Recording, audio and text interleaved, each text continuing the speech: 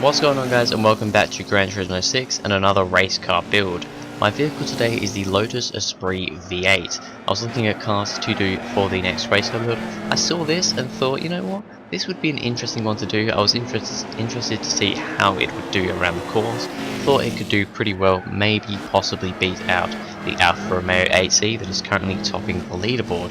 So, figures for this car. It started out with 482 pp, so it's fairly high up there. We've seen cars around this sort of mark do well in this series, the high 400s. Power wise, we've now got 505 brake horsepower, so it's actually not the most powerful thing in the world.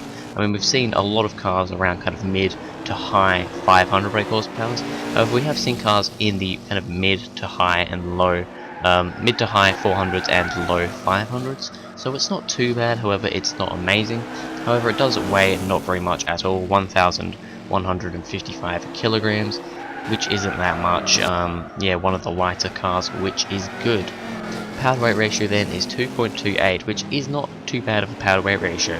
Some of the fastest cars we've seen, the Alfa Romeo 8C for example, had a 2.27 power to weight ratio, so it's very, very close to that, only 0.1 off. So yeah, figures are fairly good for this car.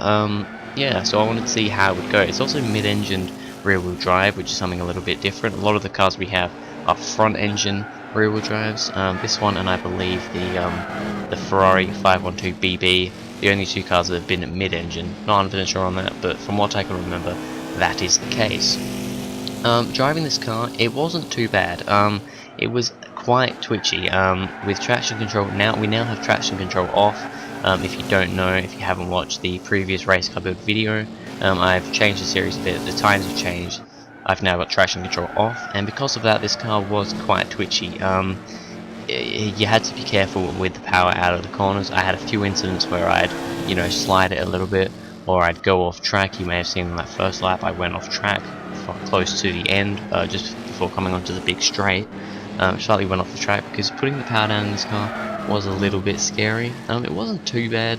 We've had worse. I mean, I would say that the rough RGT and that Ferrari 512 probably worse than this car. However, it's probably up there actually with the Lotus Carlton, the other Lotus that has gone in this series. So yeah, it wasn't amazing.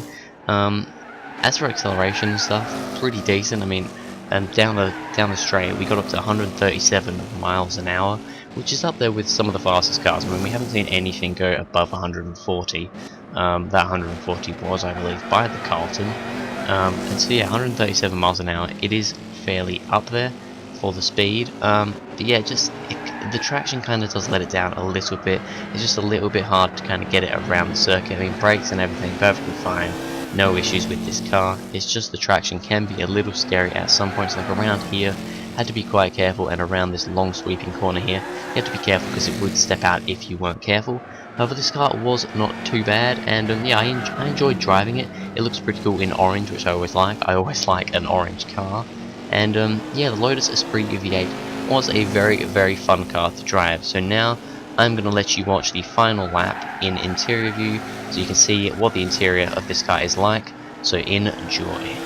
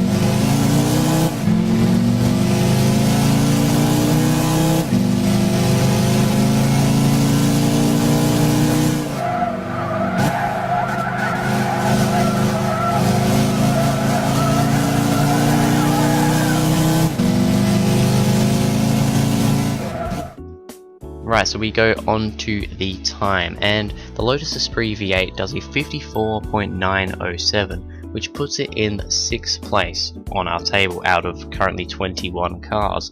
Yeah, the Esprit does very well. I think the lack of traction does let it down a little bit. I mean, the Alfa Romeo 8C, the Toyota RSC, all those cars up the top, the R34 GTR, the BMW, haven't had too many problems with traction. They haven't stood around too much.